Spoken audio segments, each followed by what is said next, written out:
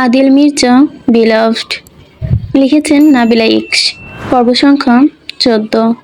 আপনারা শুনছেন গল্প বাই জান্নাত। আদিল মির্জার সামনে যা মন চায় তা বলা যায় না, করা যায় না, যতই তারা পার্সোনাল বডিগার্ড হোক না কেন। তাদের একটা গণ্ডি আছে যা কখনো চাইলেও ভাঙা সম্ভব না। মালিক আর কর্মচারীর মধ্যে একটা ভেদাভেদ আছে, স্বীকার করার মতো বিষয় কি এটা? এরেন সহ বাকির একই ধরনের চিন্তাধারা মাথার মধ্যে লালন করে থাকলেও শান্ত তাদের থেকে ভিন্ন, অতিমাত্রায় ভিন্ন। এলেন দেখে শুনে যতটা বুঝেছে, শান্ত এমন অনেক কাজ, এমন অনেক কথা আদিলের সামনে করে যা অন্য কেউ বললে সেই ব্যক্তির গলার রগ কেটে ফেলবে আদিল। এলেন খুব করে লক্ষ্য করেছে শান্তর বেলাতে আদিল ভীষণ নমনীয়, ভীষণ। এত বছর ধরে তারা একসাথে, এতটুকু বুঝতে না পারার কথা না। তবে বিপরীত শান্ত একটা উজবুক, সেসবে ছেলের মনোযোগ কম, ও সৎ ও সাহসী। সবচেয়ে বড় কথা, ও বসের কথা, বসের বিষয় ভীষণভাবে। ব্যাপারটা রীতিমত ব্যক্তিগত দিকেও চলে যাচ্ছে। এই যে যেমন মিশ্রজার ব্যাপারটা কথায় বলা যাক না, একটু হদিস পায়নি এলেন সহ বাকিরা, অথচ শান্ত আগে থেকে বুঝতে পেরেছে, খোঁজ রেখেছে, কতটা খেয়াল করেছে বিষয়টা চোখে পড়ে। এতটাই তারা এখন ফিরছিল মির্জাবাড়ির উদ্দেশ্যে। তাদের গাড়িটা অন্যভাবে বলতেই গেলে যেন গাড়িতে আদিল মির্জা চড়ে, ওইটাই চড়াই বড়। ৩ সারি সিটের ব্যবস্থা একটাই। ড্রাইভিং সিটে স্বপন বসেছে, পাশে ক্লান্ত মধ্যরাতেই এলেন ও শান্ত। পেছনে আদিল একা বসে আছে, দু পায়ে ছড়িয়ে। তাদের পেছনে আরো 3টে গাড়ি। আদিল চোখে মুখের অবস্থা সুবিধার না, গুরু গম্ভীর বলা চলে যেতে পারে। ওই মুখে তাকাতেই তো এলেনের গলা শুকিয়ে এলো, একটু শব্দ করার সাহস পেল না। অথচ পিনপত নীরবতা ভেঙে শান্ত হঠাৎ করে শব্দ করে হেসে উঠল। তার হাসি শব্দে যেন গাড়ির ভেতরটা কেঁপে উঠল। হাসতে হাসতে বেচারার শরীর সিটে দুর্বলভাবে এলিয়ে দিলেন। এলেন হাসতে পারে না, বরঞ্চ ভয়ে চুপসে একটুকু হয়ে গেছে। ঠিক তার মুখের মতোই কোনরূপ আচরণে তাকালো আদিলের গরম চোখের দিকে, যেন তক্ষুনি শান্তকে চিবিয়ে চিবিয়ে খাবে।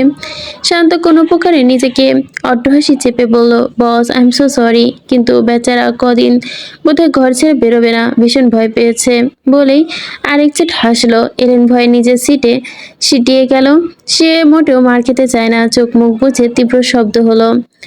ভীষণ গদগদ ভাব নিয়ে আদিলের দিকে ফিরে প্রশ্ন করলো, বস, আপনি ভোজপুরি গান শুনেছেন? আদিল চোখ গরম করে তাকাতেই শান্ত এতে মোটেও বিচলিত হলো না, বিন্দুমাত্র কমলো না তার উত্তেজনা। বস, একটা ভোজপুরি গান আছে, গানটা না আপনার সাথে মানাতে পারে, একটু শুনবেন? আদিল হ্যাঁ না কিছু বললো না, পাত্তাও দিল না, তাকালো না। ওর ওপর রাখা ল্যাপটপের স্ক্রিনে তার চোখ নিবদ্ধ, স্ক্রিনে ভাসছে গুরুত্বপূর্ণ তথ্য। অন্যদিকে শান্তর গলায় আদেশ করেছে গান ছড়ার। তার সাউন্ড সিস্টেম থেকে ক্লান্তকে দিয়ে গান ছাড়িয়েছে। একটা গান বাজতেই শুরু করেছে নীরবতা ভেঙে উচ্চ শব্দে। গান শুনে আদিল তাকালো না, পড়লো না চোখের পলক। শান্ত মিটমিটে হাসছে। গানে টুংটুং শব্দে দু চোখে জোরে চেপে রাখতে একটুখানি করার চেষ্টা। ক্লান্ত আর স্বপন অসহায়ভাবে মুখ চাওয়াচাই করছে নিজেদের। অমন সময় কিছু রিলিক্স বেজে ওঠে। আপনি लाभर को देखा दो, मुझे भाई डार्लिंग मुखा दो, माँ आपके लाभर को देखा दो, मुझे भाई डार्लिंग मुखा दो। শান্ত উচ্চস্বরে গানের তালে তাল মিলিয়ে গাইছে। এলেন দু হাতের পেছনে নিঃশব্দে হাসছে, কাঁপছে তার কাঁধ। আদিল হাতের আঙ্গুলগুলো স্তব্ধ হয়েছে অনেক আগেই। সে হতভম্ব রিলিক্সগুলো শুনছিল। বস, মনে হচ্ছে না আপনি মিস রোজা? বলতেই ফের ফাইলে আঘাত করে শান্তের মাথায়। শান্ত আর্তনাদ করে মাথা বাঁচাতে আর একটু হতে সরে যায়। বস, এইটুকুই। এলেন সহ স্বপন ক্লান্ত যখন বুঝলো বস রাগ হয়নি, উল্টো মজা পেয়েছে, ওরাও অমনি শুরু করে দিল ইতরামি উচ্চস্বরে গানের সাথে সাথে তাল মিলিয়ে খালি গলায় গাইতে শুরু করে দিল। আজ রোজের ছুটির দিন। ভীষণ বেলা করে ঘুম ভেঙেছে। রক্ত লাল রঙের পর্দায় উড়োউড়ি ফকফকর দিয়ে এক বিচলিত রোদ এসে ছুটে সদ্য ঘুম ভাঙালো মুখ জুড়ে। রোদটা ক্ষীণভাবে চোখে লাগতেই পুরোপুরি চোখটা মেলে তাকায় রোজা। সোনালি রৌদ্রের নেই উজ্জ্বল চারপাশটা। দেওয়ালে ঘড়ির কাঁটা ঘুরছে 12টা 19-এ। রোজা অলস ভঙ্গিতে উঠে বসল। দরজা মেলে রাখা, দরজার সামনে হতভম্বল হয়ে দাঁড়িয়ে আছে আজিজুল হক। পাশে উচ্ছ্বাস বদনে রাজু, ওর চোখে মুখ চিকচিক করছে। সারিবদ্ধভাবে নির্বিকারভাবে দাঁড়িয়ে আছে কালো পোশাক কেয়ার গার্ডস শান্ত আর এলেন হাতে বড় বড় বক্স। রোজা আশ্চর্য হলো। মিস রোজা, আপনার জন্য স্পেশাল ইনভাইটেশন কার্ড বক্স। আগামীকাল প্রিন্সেসের জন্মদিন, আপনি বিশেষভাবে আমন্ত্রিত। প্রিন্সেস আপনার অপেক্ষায় থাকবে। সময়ের আগে চলে এলে কৃতজ্ঞ থাকতাম। রোজা বক্সটা নিল। এলেন স্বপন সহ বাকিরা নিজেদের হাতের উপহারগুলোর বক্স সুন্দরভাবে রেখে পুনরায় দরজার সামনে গিয়ে দাঁড়ালো। শান্ত মিষ্টি করে হেসে বলল, তাহলে আসি মিস রোজা, আগামীকাল দেখা হচ্ছে। রোজা মাথা দোলায়। ভেতরে এসে আর বসতে বলো না, সে জানে তারা বসবে না, সম্ভব না। শান্ত এলেন বাকিদের নিয়ে নিঃশব্দে বেরিয়ে গেল। রোজা দরজা লাগিয়ে ফিরতেই নিপা বেগম আর্তনাদ করে উঠল, একটু বসতে বললি না?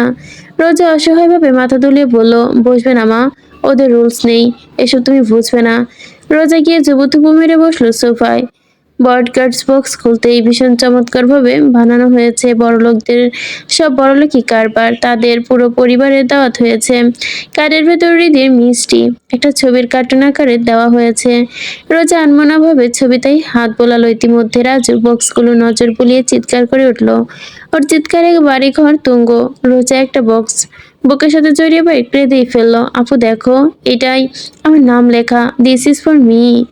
রোজা উঠে এসে দেখলো সত্যি সত্যি রাজুর নাম লেখা। শুধু রাজু নয়, আজিজুল সাহেব, নিপা বেগম নামে বক্স আছে। শেষের একটা বড় লাল রঙের বক্সে রোজার নাম লেখা।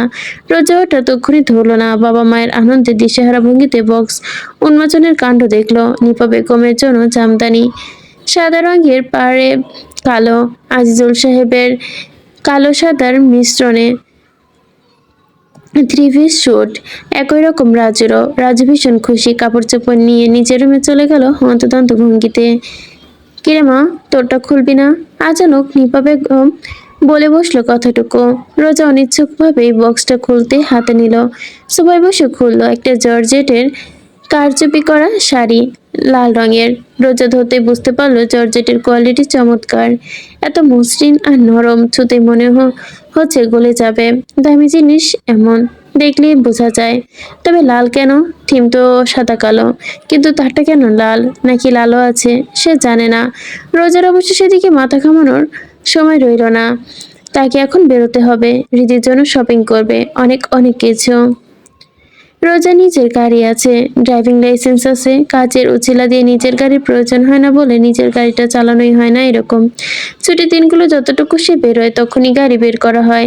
যেমন আজ নিভা বেগম আর রাজুকে নিয়ে বের হচ্ছে, তবে গাড়িটা লাল রঙের। বরাবরই লাল রঙের ওপর অবসেস সে।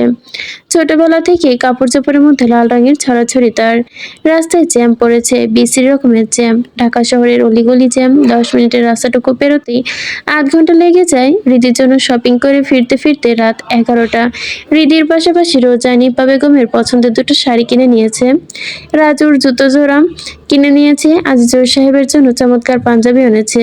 ফেরার পথে রোজার মনে হয়েছিল তার গাড়ি থেকেও ফলো করছে। এই অনুভূতিটুকু বাড়ি ফেরার মস্তিষ্ক সরেনি। সে বারবার মন বলছিল, ওই কালো গাড়িটা একান্তভাবে তাদের গাড়িকে ফলো করছে। কিন্তু কেন করবে, কে করবে? রোজার চোখে একটু মুখ ভাব ভেবে উঠল আদিল মির্জা, কিন্তু কেন? রোজার ভেতরটা পুনরায় অস্বস্তিতে আটোসাটো হলো। পুনরাবৃত্তি হলো এক একটি ঘটনার। বিশেষ করে ওই দৃশ্য, যেটা হৃদির ঠোঁটের ডান কোণে চুমু খাওয়াটা ছিল কিছুক্ষণের মধ্যে। একইভাবে একই স্থানে আদিলের চুমু খাওয়া। রোজা পাগলের মতো মাথা দোলালো, নিজেকে বোঝালো হয়তোবা তার মনের ওই ভুল, তেমন কিছুই না। তার মতো সাধারণ একজনের পেছনে একটা গুরুত্বপূর্ণ মানুষ কি কেন ছুটতে যাবে? এমন থ মেরে দেখছিস কেন? কি হলো? মায়ের ডাকে নড়ে চড়ে উঠলো রোজা। মাথা নাড়িয়ে বোঝালো কিছু না। লিভিং রুম থেকে নিচের রুমে চলে এলো। আগামীকাল সন্ধ্যাতে বার্থডে পার্টি, 6:30 প্রবেশের সময় সেটা কেক কাটা হবে। কাকে আগে যেতে বলা হয়েছে? তাকে আগে যেতে বলা হয়েছে হৃদির জন্য। রোজা ভেবে রেখেছে আগে ভাগে যাবে না। হৃদির জন্য ওর বাবাই আছে, আছে আরো কাছের লোক। সে আগে গিয়ে লোকের সামনে পড়তে চায় না। গেস্ট যে সময় যাবে সেও তখনই যাবে। স্ক্রিনে একটা মেসেজ আসতে রোজা ফোনটা হাতে নেয়। ভাবতে ভাবতে ফোনটা তুলে নিতেই জিহাদ মেসেজ পাঠিয়েছে। ভাষ্যময় কথাটুকু পড়তেই রোজার ভেতরটা ধুপ করতে শুরু করলো। দ্রুত ক্লিন করলো তা। রোজা, লেটস গেট ম্যারিড। বাবা মার অপেক্ষা না করি। আমরা আগামীকাল বিয়ে করে ফেলি। What do you say? I can't wait anymore. জিহাদের হঠাৎ এমন আচরণ মোটেও স্বাভাবিক লাগেনি রোজার কাছে। কয়েকটা বছর পরিচয় তাদের, কিছু একটা ঘাবলাতে আছে, বুঝতে অসুবিধা হচ্ছে না। সেদিন তো বলল গ্রাম থেকে ওর বাবা মা ফিরলে তারপর বিয়ের আলাপ হবে, তবে হঠাৎ করে এখন অন্য সুর কেন? উদ্ভট নয় বিষয়টা। বরাবরই জিহাদের নিজের বাবা মায়ের বাধ্য ছেলে, বিশেষ করে ওর মায়ের একান্ত সন্তান তো খুব আদরের। সেই ছেলে হঠাৎ বাবা মা ব্যতীত বিয়ে করতে চাইবে? রোজার মাথার ভেতর সন্দেহ পোকামাকড় কিলবিল করছে। এমনিতেও সে স্বভাবে সন্দেহবিচিত মানুষ। আপাতত ভীষণ অশান্তিতে দম বন্ধ হয়ে আসছে, তার বুকের ভেতর ধড়ফড় করছে। রাত 2:24। আগামীকাল রিদির জন্য খুব গুরুত্বপূর্ণ একটি দিন। জন্মদিন যে, তাকে যেতেই হবে, না হলে আজ ভোরে সে রওনা হতো জিয়াদের বাসার উদ্দেশ্যে। গিয়ে যাচাই বাছাই করতো আয়াত তালুকদার রোজার থেকে কিছু লুকোচুরি করতে পারবে না সে, অসম্ভব। আজকের দিন সহ আগামী দিন যাক শুধু। সে হাত ধুয়ে নামবে, প্রয়োজনে জিহাদের গ্রামে যাবে। রোজা শুধু মনে প্রাণে আশা করছে, প্রার্থনা করছে তার সন্দেহ বিন্দুমাত্র স্পর্শই যেন জিহাদের ভেতর না থাকে।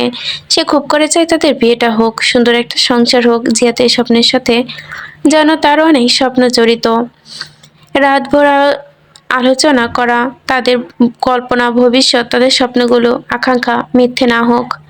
ফোনটা বাজছে। রোজা তাকালো পাশে, ফোনটা লাল রঙের বালিশটার পাশে। স্ক্রিনে ভাসছে জিহাদের নাম্বার, অনবরত কল করে যাচ্ছে। ভীষণ মরিয়া লাগছে কেন ওকে। এতে যেন সন্দেহের মাত্র ঘূর্ণি পাখির মতো রূপান্তর নিল। জানে না সে অল্পতে সন্দেহের জালে ফেসে যায়। এতগুলো কলে একটা কলও রোজা ধরল না।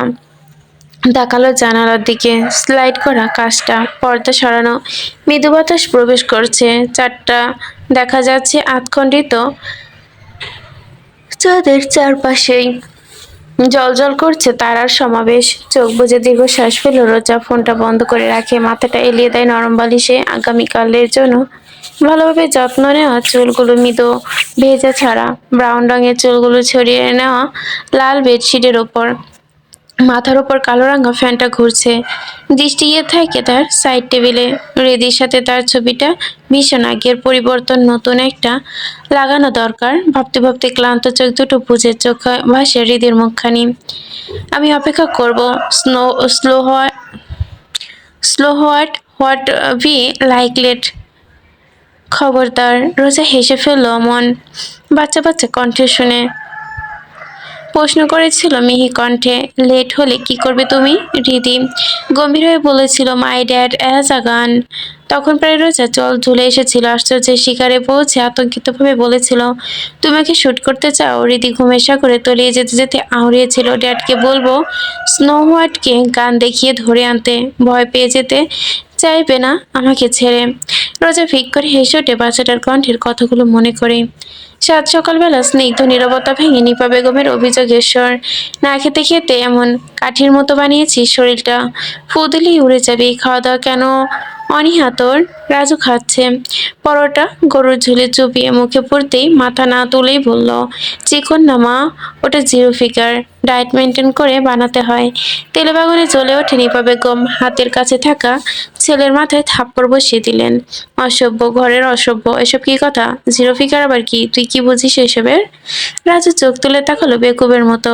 মা, এই 2025, আমি আর বাচ্চা না, এটা বুঝো না তুমি? তোমার মেয়ে ডায়েটের চার্টের ওপরেই বড় করে লেখা, আ journey to have a zero figure. Raju বাম হাতের আঙ্গুল দিয়ে জিরো বানিয়ে দেখালো। সরে গেলেন না বেচারা। আজিজুল সাহেব হাসলেন, শব্দ করলেন।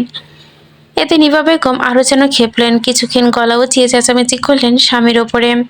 রাজু ততক্ষণে খেয়ে উঠেছে। ছেলের এমন হাসি খুশি মুখ চঞ্চলতা নিপা বেগমের চোখে পড়ল। রান্নাঘর থেকে নীরবে লক্ষ্য করে এবার জিজ্ঞাসা করে বসলো, এই ছেলে হলোটা কি? এমন করছে কেন? রাজুর সুন্দর মুখের হাসি ধরছে না, ভীষণ উত্তেজনা নিয়ে বলল, আপুর মুখ থেকে শুধু শুনেছি, ফোনে দেখেছি, কিন্তু স্বচক্ষে এই প্রথম। মির্জা বাড়ি দেখবো, আদিল মির্জা দেখবো, হৃদি দেখবো। মুহূর্তে বিচলিত হলেন নিপা বেগম। চোখে মুখে চিন্তিত হলেন সোফায় বসা স্বামীর চোখে মুখে। আজিজ সাহেব চিন্তিত হয়ে বললেন, আদিল মির্জা তো সাধারণ কেউ না, সাধারণ বাড়িও না ওইটা। তাহলে তাদের যাওয়াটা কি ঠিক হবে? কোনো ঝামেলায় পড়বে না তো? চিন্তা করো না, রোজা যেহেতু যেতে বলেছে, সমস্যা হওয়ার কথা না। আদিল মির্জা স্পিকিং। ফোনের ওপাশে নীরবতায় হয়ে যাচ্ছে। আদিল নির্বিকার মুখে কানে ফোন সরাতে নিতে ওপাশ থেকে মেয়েলি কণ্ঠে ডাক, আদিল। আদিল মুখের পরিবর্তন হলো না, পলক পড়ে না, একই ভঙ্গিতে ফোনটা কানে ধরে। তবে প্রয়োজন বোধ করলো না জবাব দেওয়ার, নীরবে অপেক্ষা করলো অপর পক্ষের প্রয়োজনীয় কথাটুকু শোনার। আজকে আমিরার বার্থডে, প্রত্যুত্তরে এবারেও নীরব আদিল। ওপাশে দীর্ঘ শ্বাস ফেলার শব্দ শোনা গেল, ভেসে এলো ডুকরে ওঠার স্বর। I miss my child Adil, একটু কথা বলতে দাও প্লিজ। আদিল তাকালো ডেস্কের ওপর থাকা সংবাদপত্রের ওপর, ফ্রন্ট পেজে বড় করে একজন দম্পতির হব হেডলাইট দেওয়া। পরপারে পাড়ি জমালেন অর্থমন্ত্রী আব্দুস সোহাব চৌধুরী। ভেঙে পড়েছে তার পরিবার, ছবিতে একজন বৃদ্ধা, বয়স কমসে কম ৭০, পাশের রূপবতী নারী, মনে হচ্ছে যৌবন আছে এখনো। নারীর পাশে ছোট করে লেখা রিনা সওদাগর। আদিল দৃষ্টি ফিরিয়ে আনলো, তাকালো সামনে। সে দাঁড়িয়ে আছে অফিস রুমের পশ্চিম কাচের দেওয়ালের সামনে। নিচে আয়োজনের প্রস্তুতি হচ্ছে, বার্থডে ছড়াছড়ি, বডিগার্ডের ছড়াছড়ি। পার্কিং এরিয়ায় বাড়ছে তদারকি, সিসি ক্যামেরাগুলো তৎপর। Focus in your dead husband Mrs Sohab. আমিরার মা নেই। Did you forget? Don't cry your limit and don't cross your limit and my princess. ওপাশ থেকে আর একটা শব্দ শোনার প্রয়োজন বোধ করলো না আদিল। কল কেটে ফোনটা ছুঁড়ে ফেললো সোফায়। মৃদু শব্দ হলো, ঘড়ির কাঁটা ঘুরছে 2:42। অক্টোবরের এই সময়টা সূর্যের তাপ থেকে থেকে নরম। আজও যেন ব্যতিক্রম না। সোনালি রোদ দূরে এসে পড়ছে আদিলের গম্ভীর মুখে, ধূসরাঙা চোখ মুখে জ্বলছে কেমন, মনে হচ্ছে মনে দিয়ে বের হবে আগুন। আদিল পেছনে দাঁড়িয়ে ছিল, শান্ত আর এলেন। শান্ত চোখে মুখে গম্ভীর হলেও ভুরুদের মাঝে 4-5টে ভাঁজ ফেলে বসলো, বুইড়াটা মরতে দেরি করে আর তার রং পাল্টাতে দেরি হইল না। সেমসলেস। এলেন ভরকায়, ভয় পেল, চোখে শান্তর হাতে চিমটি কাটলো। তাকালো আদিলের চওড়া পেটে। আদিল ফিরে তাকালো না। অনেকটা সময় পরে আদেশ ছুড়ে তাতে দাঁত পিষে, সিকিউরিটি টাইট কর, গেস্ট লিস্টের বাইরে কাউকে অ্যালাউ করতে দিবি না, not even a single fly. Elena শান্ত শক্ত গলায় বলল, ইয়েস বস। শান্ত একটু ভাবলো, বস আপনি প্রিন্সেসের পাশে সিকিউরিটি বাড়াবেন? আর মিস রোজ?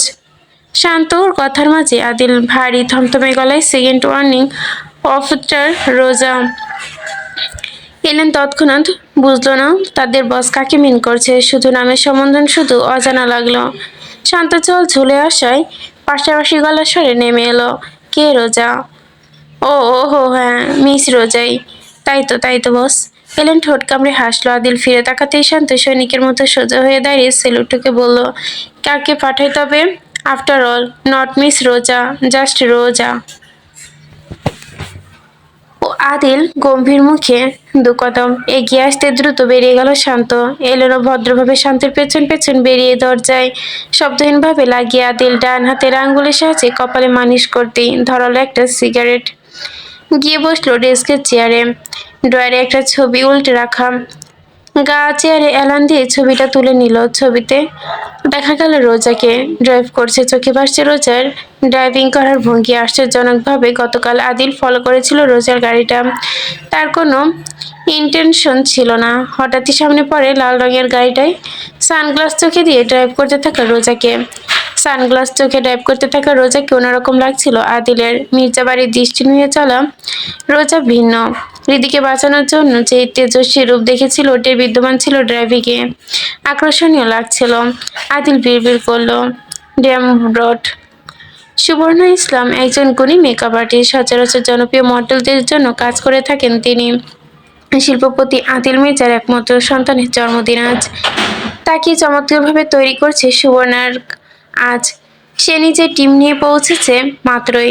কড়া সুরক্ষা একের পর এক ধাপ পেরোতে পেরোতে যেন বেলা শেষের পথে। হাত ঘড়িতে বেলা 4টে, তার হাতে 2 ঘন্টার সময় আছে। গাড়ি থেকে নামতেই দেখলো লম্বা চওড়া গম্ভীর মুখের শান্তকে।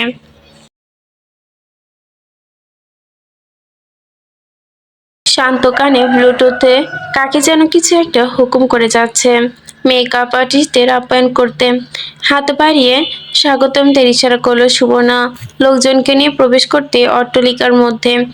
বাড়ির ভেতর জন্মদিনের জন্য বিশেষভাবে সাজানো হয়েছে। পুরো নিচের ফ্লোর, সোফা, ডাইনিং সব সরানো হয়েছে। সিঁড়ি ধরে ফ্লোর পর্যন্ত লাল কার্পেট বেছানো, পথে সিঁড়ি হাতলে ফুলের সমারোহ, মাথার উপরে ঝাড়বাতির সুবিশাল। বাড়ির ভেতরে তখন কাজ চলছে ব্যস্ত গতিতে। সুমনা নিজের এইটুকু জীবনে বড়লোকি কর্মকারখানা অনেক দেখেছে। বাইরে থেকে মুগ্ধ চোখে দেখতে দেখতেই এসেছে সে। শান্ত তাদের নিয়ে সোজা দোতলায় হৃদির রুমে গেল। হৃদির হাতে তার সমান লম্বা একটা ব্যাঙ পুতুল, ওইটা ধরেই পা ঝুলিয়ে বসে আছে সোফায়। মরিয়ম বেগম কিছুক্ষণ পর পর প্রশ্ন করছে রোজার সম্পর্কে, এসেছে কিনা। অসহায় মরিয়ম বেগম বলে যাচ্ছে, আসলে তো সর্বপ্রথম তোমার কাছে আসবে। এতে মেয়েটা গাল ফোলালো, অসন্তুষ্ট হলো, বিড়বিড়িয়ে বলল, এখনো আসছে না কেন। সুমনা প্রবেশ করতে দেখলো পুতুলের মতো দেখতে একটা বাচ্চাকে, দুগাল ফুলে অনবরত মাথা কথা নাড়িয়ে কথা বলছে। শান্ত এসে মিষ্টি করে বলল, princess have to get ready. ইনি হচ্ছেন আপনার মেকআপ আর্টিস্ট। ওইদিকে ধ্যান দিল না হৃদয়, চোখ দুটো ভারী আশা নিয়ে দ্রুত প্রশ্ন করলো, বডিগার্ডস আঙ্কেল স্নো হোয়াইট কোথায়? আপনি কি তাকে বললেননি দ্রুত আসতে? শান্ত বোঝানোর চেষ্টা করে, আজ মিসেস রোজার পরিবারও আসবে, তাদের নিয়ে পৌঁছাতে তো একটু দেরি হবে তাই না? ইতিমধ্যে গাড়ি পাঠানো হয়েছে, আপনি তৈরি হয়ে দেখেন চলে আসবে। এতে হৃদি সন্তুষ্ট হলো, পিঠে উঠে গিয়ে বসলো ড্রেসিং টেবিলের সামনে। বাচ্চা বাচ্চা চেহারাটা প্রত্যাশায় জলজল করছে। শান্ত সুবর্ণ সহ তার টিমকে দিকে নির্দেশন দিয়ে বেরিয়ে গেল। দরজার সামনে রেখে গেল ক্লান্তকে, আপাতত ও গার্ড করবে এখানটা। শান্ত গার্ড গিয়ে এসে খোঁজ করে এলেন তখন ইতিমধ্যে বেরিয়ে আদিলের আদেশে। কিসের জন্য শান্ত জানে না, সে ব্যস্ত হলো কল দিতে। এখনো বসে আছিস যে, এত কিছু ভাবছিস মা? কোনো সমস্যা হয়েছে? নিপা বেগম ভীষণ চিন্তিত হলেন মনে হচ্ছে। সারাদিন মেয়েটা কেমনভাবে যেন বিভোর। কি হয়েছে বুঝতে পারছে না, খাওয়া দাওয়া ঠিকঠাক করছে না। আজকের পার্টিটার পরে যাওয়ায় সবকিছু যেন বিছানার উপরে গুছিয়ে রাখা, অথচ তৈরি হচ্ছে না মেয়েটা। বসে আছে শুনেছে, না বললে কিভাবে বুঝবে কি হয়েছে। রোজা অসহায় হয়ে ফিরে তাকালো, দুর্বল হেসে বলল, কি হবে মা, মন খারাপ তাই না? কারণ তো থাকবেই। কারণ বল। রোজা ভালোভাবেই দেখলো জামদানি পরে তৈরি হয় নিপা বেগমকে। চট করে উঠে এসে চুমু খেতে খেতে গালে মুগ্ধ হয়ে বলল, বা মিসেস তালুকদারকে তো আগুন লাগছে। মাশাল্লাহ মাশাল্লাহ, কারণ নজর না লাগুক। বলতে বলতে মিছিমিছি চোখ থেকে কাজল নিয়ে নিপা বেগমকে নাকে ডগায় ছোঁয়ালো সে। বাচ্চাদের মতো খিলখিল করতে করতে হাসছে নিপা বেগম। মেয়ের কাঁধে লজ্জিত ভঙ্গিতে ঠেলে দিয়ে উতলা হয়ে বলেন, শুধু মস্করা, তাড়াতাড়ি তৈরি হতে শুরু কর, বেলা ছোট, সূর্য ডুবছে, কটা বাজে দেখেছিস? রোজা যেন অন্যমনস্ক ভঙ্গিতে তাকালো, 6টা ইতিমধ্যে বাজে। সত্যি বলতে রোজার ইচ্ছে হচ্ছে না যেতে আদিল মির্জার জন্য। ওই লোক কেন পাঠাবে গার্ডস গাড়ি? কেন জোর পড়বো? গার্ডস দাঁড়িয়ে থাকবে বাড়ির বাইরে, মনে হচ্ছে তাকে ধরে বেঁধে নেওয়া হচ্ছে। এখানে স্বাধীনতা কোথায়? হৃদির জন্য তাকে দেরি করে হলেও যেতে হচ্ছে। না হলে রোজা গার্ডস কখন নিজের হুকুম করেও নেওয়াতে পারবে না। বরাবর সে নিজের ওপর চাপিয়ে দেওয়া সিদ্ধান্ত অথবা জবরদস্তি সহ্য করে না, উল্টো জেদি তেরা। এদিকে নিপা বেগম আজিজুল সাহেব মেয়েরুকে প্রয়াস দিয়েই এসেছে, মতামতে কদর করেছে। আপু কেমন লাগছে? রাজুর কথা বন্ধ হয়ে গেল, ফ্যালফ্যাল করে দেখলো বড় বোনকে। রোজা তখন ড্রেসিং টেবিল সামনে বসে নিজের লম্বা ব্রাউন রঙের চুলগুলো ক্রাল করছিল নিচের দিকে। লাল রঙের জর্জেট শাড়ির ব্লাউজ পিসটা বানানো হয়েছে বেলকেন ব্লাউজ দিয়েই পরেছে। ছোটবেলা থেকেই দেখতে তার বোন অত্যন্ত সুন্দর, গায়ের রংটা দুধের মতো। আর আজ তো আপু আজকে ভীষণভাবে বাজে দেখাচ্ছে তোকে। ইস, রোজা হেসে ফেললো। দেখলো রাজু তৈরি হয়ে এসে দাঁড়িয়ে দরজার কাছে, কালো শার্ট ইন করে পরেছে, শার্টের ওপর ড্রেপস, ভেতরের ওপর কোট। হ্যান্ডসাম লাগছে বেশ। নিজের কাছে ফিরে ব্যস্ত হয়ে বলল, তাই তোকেও বাজে দেখাচ্ছে? এই যে মা বানরটা আছে না, সেবার এলো আমাদের বাড়ির সামনে, চুলেও কোনটুকায় তো ওইটার মতোই লাগছে। রাজু মুখ ভেঙালো বেশ চমৎকার ভাবে, এক সাইডে চুল ভাঁজ করার ভঙ্গিমা আত্মবিশ্বাসী নিয়ে বলল, আমাকে সুদর্শন লাগছে, মেয়েদের হার্টবিট বাড়ানোর মতো। হাতে চিরুনি ছুঁড়ে মারলো রাজুর দিকে। রাজু সরে গেল হাসতে হাসতে। ওদিকে বাইরে থেকে গার্ডস তাড়া দিচ্ছে একটু পর পর, পারছে না ঘরে প্রবেশ করে তুলে নিয়ে যেতে। এতেই যেন রোজার রাগ জেদ বাড়ছে। সে ইচ্ছে করে আরো দেরি করছে, কোন সাহসে জোরপূর্বক আচরণ দেখাবে। হঠাৎই শোরগোল শুনে রোজা উঠে এলো দরজার সামনে। ইতিমধ্যে 7টা বাজছে। তাদের সদর দরজার সামনে এলেন দাঁড়িয়ে। ভীষণ বিনিময়ের সাথে বলল, মিস রোজা, আপনাকে এক্ষুনি আমার সাথে যেতে হবে। রোজা রাগ হবে এর পূর্বেই এলেন ফের বলল, প্রিন্সেস আপনাকে বারবার খুঁজছে। রোজা শান্ত হলো, বড় করে শ্বাস টেনে নিল। হৃদিজন্য অত্যন্ত হজম করে নিল। সে ইতিমধ্যে তৈরি। রুমে ঢুকেই জাস্ট লিপ গ্লাসটা দিল লিপস্টিকের উপর। কালো ও লালের মেশানো ক্লাউজটা নিজের চুলের পাশাপাশি জুতো জোড়া পরে বের হলো। আজিজুল সাহেব, নিভা বেগম, রাজু গাড়িতে উঠেছে। এলেন অবিচেতন। এবার চোখ তুলে তাকালো না। আবার দ্বিতীয়বার একবার চোখ তুলে তাকায়নি, মাথা নত করে রেখেছে। রোজ এই বিষয়ে ভীষণ ভালো লাগে। গাড়িতে উঠে বসতে দেরি, চলতে নয়। হাওয়ার বেগে ড্রাইভার ড্রাইভ করবে না। যেদের বসে সে আসলেই দেরি করেছে। হৃদি নিশ্চয়ই রাগ করবে, কিন্তু ও তো বাচ্চা মানুষ, বোঝে না রোজার বাইরের মানুষ। দিন শেষ। এতটা ঘনিষ্ঠতা এমন দিনেও কি মানায়?